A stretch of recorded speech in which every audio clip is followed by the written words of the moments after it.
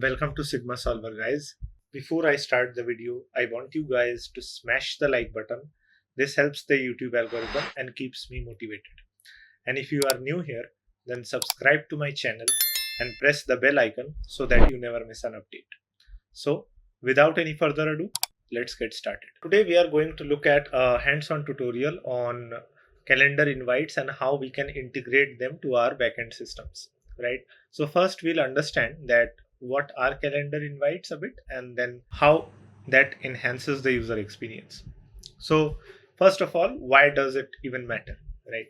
First point is like calendar invites enhance the user experience. The other way of this one is just instantly send the message to the end user that okay, a meeting has started, and then join the immediate call, right? But that's not obvious because of like many schedules overlapping and other stuff in the calendar. So the general approach is like, is there a way to schedule it, right?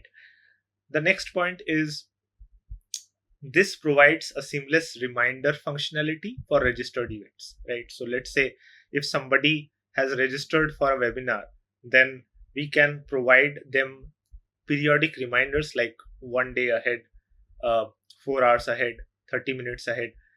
That way they can plan accordingly, right? So even if they get something like an emergency call with their team or something like that, they can schedule it later because they already know that okay, we have to join a webinar, right?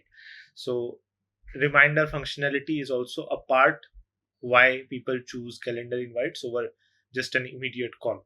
Okay, so third point is basically ICS files and how we can add that. ICS is, as you can guess, internet calendar and scheduling, right? So when internet actually realized this, it made a framework of how an event structure would look like, right, for any event that is provided by the internet. So that particular format is now adopted via all the big players in the market like Google, Outlook, and Apple calendars, and they have adopted that so that we, the developers, can use this unified format and integrate them to our backends so that the customers can easily share, engage with, and create calendar events seamlessly. Okay, now we'll look at a real world use case. So let's suppose we want to automate event invites, right, post registration. So suppose we've got a seminar that is coming up and we want to have a mechanism so that once the user has bought their tickets, they can automatically get the event invite, right? We don't need to like manually a person should not be there to like knowing that okay, this guy has purchased this webinar, so let's give him this event calendar invite, right? So we want that to be automated. So for that, we come with the approach of automating event invites. This would enhance professionalism and user experience, which you can say that if it had been a manual use case, then obviously there are chances of mistake, and maybe in the worst case, somebody registered for the event, bought the ticket, but wasn't invited for that webinar, right? So all those things are basically moved off the table with automatic event invites. This is perfect for webinars, meetings, and classes that need to take place time to time, and they can also be scheduled with like interval based tracking that we need to repeat every week, every Sunday, like that. Okay, now we'll look at some of the more technical aspect of this challenge, which is the backend part. So generally what happens is developers struggle with a dynamic ICS file generation, right? As we saw that if we've got thousands of people registering for an event, then file creation by manual methods is time consuming and often inefficient, right? And still some would say that there are libraries, but they are mostly complex libraries and require unnecessary development overhead. What do we need at the end of the day is automation for a flexible ICS file generation, right? We want to decide what are the event parameters based on the user inputs and system architecture, and then send it to the relevant consumers. So at its core, we see that if we can start with something, this is quite simple though. We can take any backend service. We can take Node.js, Django, Go, anything. I'm taking a no code example just to keep it very simple for everybody. And this would handle the backend functions. Don't worry, we'll see all the backend like working. So the developers would not feel uncomfortable, I guess. Then there is loops to generate ICS files. Obviously, we know that when you send an email, there needs to be a sender and a recipient, right? And when you want to like mass send mails, then you need to like first register on a platform and uh, register the sender so that spamming issues and other phishing attacks can be prevented across the network. So for that we can use loops. Any other thing would do, like SendGrid, your Beehive, other things. It also can help, and there are many to name for, but I'll stick to loops for this simple example. What this would do at the end is simplify the process for all developers alike, in whichever platform you are working on. It will ensure like we have repeatable and efficient solutions working for us, because this is something that we would need to copy and paste across multiple systems that are needing to schedule events from time to time. Now we'll look at how it works on a broader level before actually delving into the code. So first the user would register for an event. The backend would then trigger a function with whatever the event data there is. Then there is like loops which will generate the ICS file and then return us back a link, right? The backend sends the ICS link, which is this link which you can see, to the end user who is going to consume it, right? The user can either receive it via email, push notification, or whichever format they are using the system, whether it's an app or a website. And then the user can simply with a click of a button can add that file associated to that link to their calendar, right? And it would add seamlessly because we've just seen ICS is the standard format for all calendars. Okay, now it's finally time for a demo, right? So we'll visualize the user registration and calendar integration part, then see how the ICS link actually adds events, right? So I'll show you the steps of like creating meeting that we will receive from the front end. I mean the details that we will get from the front end, and then how we can store them in the database and then retrieve them, make them into an ICS file, and then send that ICS file inside the apps loops that I have made later on. So first here you can start, and then like inside this in the database, so let us go down, and then basically in the meeting details, so I have like first what I did, I created this schema. So the event title, which is the name, this is basically the ISO UTC standard that like the ICS file supports. So I think it's called UTC 1960 standard for ICS files, because this is the year, this is the month, this is the date, and like then on the time format in a particular zone, that is UTC time zone. So that end time, and then like the duration, which is like from 12 to 13, so it's like 1 hour, and the meeting link which I have created for like dummy purpose. So this is the record that we have right now. And if we go to the API meeting schedule, so if I go to this particular API, so you see that what we are doing here is getting all the meetings and then converting them into the ICS file. So in this particular case, what is going to happen is like a single meeting event is landing onto the schema, and then we are changing it into the ICS file and then like transmitting it into the loops that we have.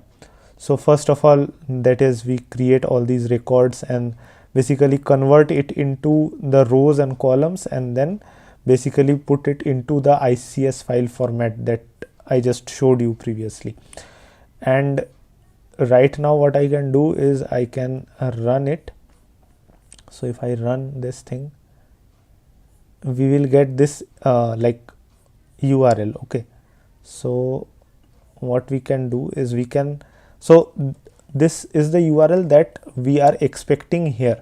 So if I go this part and then paste it, you see I got like the file in my downloads folder. So save, and now if I click on it, so like it shows you cannot open this up, but if I go here, so you see this is an ICS file, right, which is like present here. So the file format will depend on like the description, the summary, the like all those stuff which can be integrated from the Zoom meeting console itself. So once you set up your Zoom meeting portal, in that the schedule, the name, event details, all those things, they simply populate up and then send it to your DB here. And just using all these, the API will remain the same, which I have already created. This one, sorry, not this one, the previous one. So this will remain the same. Only thing is like some details like summary, metadata, some other details will be required from the Zoom meeting portal, and then the ICS file will be created which can open up as well. So that being said, all right, let's now, like we saw how that link is going to work and how the file is actually getting downloaded in our case, right? So if we now go to the loops application, then you'll land on the home page. So just click on the loops. So this is kind of an onboarding loop which I have created, but then there can be many other types of loops as well. So if you see in the event that we are going to receive, this is a meeting invite event that is going to occur. So let's now see all the, okay, first you need to pause the loop in order to see its details. So then if I go here, you see we receive the recipient email, the meeting date of that, meeting link, and meeting link just I had proposed initially, but since we are already getting ICS file, it doesn't really need to have that ICS file. So right now we will be getting the string. So why string? Because like if I create the like property, you cannot see a file type which you saw previously, right? So like on users end, it's the same, you just click on it and you get the file downloaded on your PC. So that's the thing. And then what I have made in the email is like, so here you can like put your content, and then the main section or the hero section is the meeting date, the file, right? And like all these are like what we receive in the request from the Xano database. So the meeting link, so this will be a different API that will send the meeting link and meeting date, but like we can combine it up with the API that I just showed you to like send those details to this email as well. So we can, like I can simply combine it in that same API also, that is also okay. And then we have all these details here which we can send to the audiences which I saw in like the docs, or like any other person who triggers this meeting invite event. I have made changes to that API for the ICS one. So let's run it. So I'll just put some dummy data here, and if I run, you see I get this file, right? I'll copy it and then paste it here. So you see I get this new file made. I'll save it and then I'll try to open this. So it says that add a new event, this calendar contains a new event, please select a destination folder. So I chose my email, click OK, and I get this particular entity that is going to be shown here, right? And here you can add different meetings and all. Okay, so now we've covered the actual demonstration, so we can circle back to some of the common pitfalls that I have seen and are quite common in the developer community.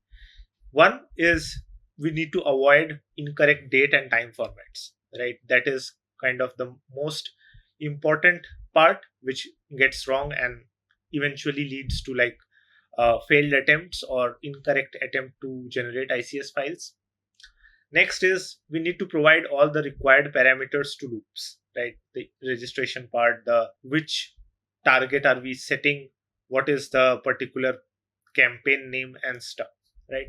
And it will change from platform to platform, but the broader picture of the loops integration would stay the same.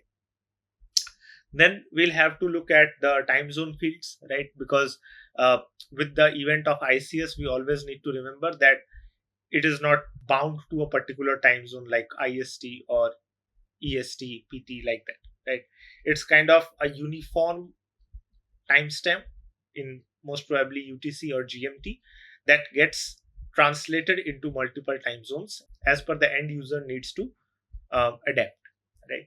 Then finally, we need to serve the ICS files to the end user with correct MIME type, because otherwise it might happen that although the link is present, but the file is corrupt. Why? Because the MIME type doesn't match. Okay. Now, looking at some of the enhancements that we can make to this system.